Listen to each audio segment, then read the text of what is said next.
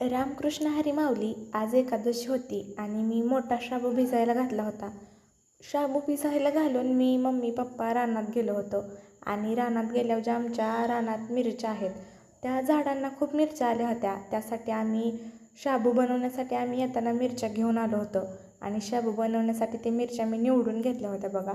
आणि छान असं कढईमध्ये शेंगा भाजत होत्या कारण सगळ्यांना भूक लागली होती. शाबू लवकर लवकर बनवायचा होता आणि माझी शाबू बनवायची तयारी चालू होती. तोपर्यंत माझी मम्मी आम्ही रानातून जे दूध घेऊन आलो होतो ते गरम करून ठेवत होते. उन्हाळ्याचे दिवस आहेत आणि दूध सारखं गरम करावं लागतं. नाही गरम केलं तर दूध खराब होतं. त्याच्यामुळं दूध सारखं गरम करून आई ठेवत असते. आणि मी तेलामध्ये लगेच मिरची भाजायला स्टार्ट केली होती बघा. आणि सगळी मिरच्या मी अशा तळून घेणार होते. आणि मी शाबू भिजू घालताना जरा जास्त शाबू भिजू घातला होता आणि तो फुगून भिजल्यानंतर तर जास्तच झाला. त्याच्यामुळं आई म्हटली तिखट आणि गोड असं दोन्ही शाबू बनव. आणि मी तसंच बनवणार होते. आणि मीठ लावून पप्पाला ह्या मिरच्या मी खायला दिल्या होत्या त्याच्यामध्ये मीठ टाकून.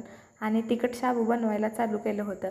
शेंगा आधीच भाजून घेतल्या होत्या, मिरची पण भाजली आणि छान असा तेलामध्ये शाबू टाकला होता मी. आणि नंतर शेंगा आणि मिरचीचा कूट बनवून शाबूमध्ये टाकला होता. आणि मिरची आणि शेंगाचा कूट व्यवस्थित मिक्स करायला चालू होतं बघा. कंटिन्यू मी शाबू असं हलवते आणि माझं शाबू बनवायला चालू होतं. पप्पाच्या आणि मम्मीच्या गप्पा चालू होत्या, रानात हे करायचं रानात ते करायचं. आणि माझं शाबू बनवायला चालू होतं. आणि तसं तर गोड शाबूपेक्षा मला तिखट शाबू जास्त आवडतं. त्याच्यासाठी मी तिखटच शाबू बनवत असते. आणि माझं शाबू तिखट बनवून झाला होता, लगेच मी गोड शाबू बनवायला लागले. आणि त्याच्यामध्ये तूप टाकलं होतं. मी तुपामध्ये शाबू बनवणार होते. आणि तूप टाकून झाल्यानंतर त्याच्यामध्ये दूध टाकलं आणि दुधाला छान अशी उकळी येऊ दिल्यानंतर त्याच्यामध्ये मी साखर टाकली होती बघा. मी त्याच्यामध्ये साखर टाकून घ्यायला लागले. आणि साखर पण टाकल्यानंतर त्याच्यामध्ये शेंगा भाजून त्याच्यामध्ये शेंगाचा कूट टाकला होता. वरून थोडं काजू आणि बदामाचे तुकडे पण टाकले होते, मी बारीक कट केले होते.